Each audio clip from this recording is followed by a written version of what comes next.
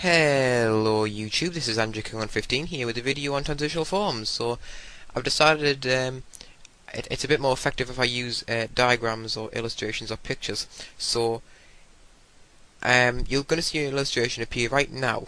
Okay, these are the two boxes I'm going to be used. The fully formed creatures will always be on the left, and transitional forms will always be on the right. Okay, let's swiftly move on.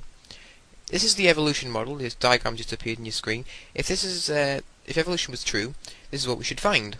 Okay, I'm going to say, for matter's sake, each round circle is going to represent one fossil. Okay, so this is what we should find if evolution was true. Very little fully formed creatures and loads of transitional forms. That's what we should find. Okay, we should find that.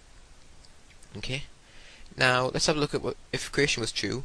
What we'd see. So here's a diagram now of creation. If creation was true, we should see lots of fully formed creatures and very little transitional forms. I'll make it clear right now, I don't believe in transitional forms. I don't believe they exist.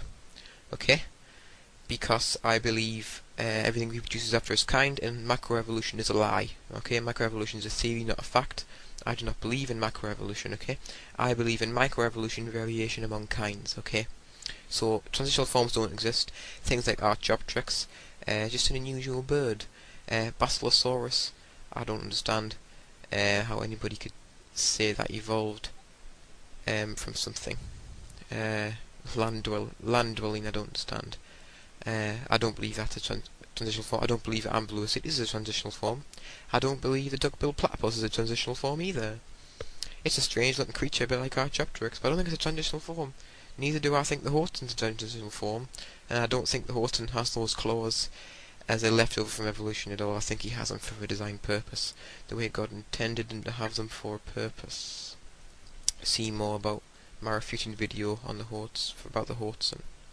Okay, so now I'm going to ask you as a viewer a question. Okay, before I show you what we find, I'm going to ask you what you think we'll find. Do you think the fossil record will support the creation view, or do you think the fossil record will support the evolution view? Okay, I'll let you ponder on that for 5 seconds. Okay, that should be long enough for you to come up with an answer. Okay, so I'm going to show you the illustration now. The illustration, that's just the diagram, so it's just appeared on your screen, is what we find. Okay, lots of fully formed creatures and very little transitional forms. If you believe in evolution, very little transitional forms. If you believe in creation, sort of unique, interesting looking species like Archaeopteryx. Okay, so if we look here, that's what we find. Okay, you'll notice something that's very similar to something I showed you before, isn't it? It's very similar to what's just appeared on your screen now, the creation model. There's the creation model. Okay, now very quickly, here's what we find. Okay, I'll just flick through them about 4 times. Okay, creation model, what we find. Creation model, what we find. Okay, evolution model has just appeared. What we find. Okay, evolution model, what we find. I think I've done that enough to try and help you understand that supports the creation model better. But I will say I've been a bit generous with the creation model, and I've given it too many transitional forms actually. There's not as many as that, I don't think. I can only think of one, which I've already refuted in the video. I'm sure there's others people would hurl at me on this video response. I'm not saying that there's not unusual creatures God created out there in the fossil record. I'm not saying that, okay?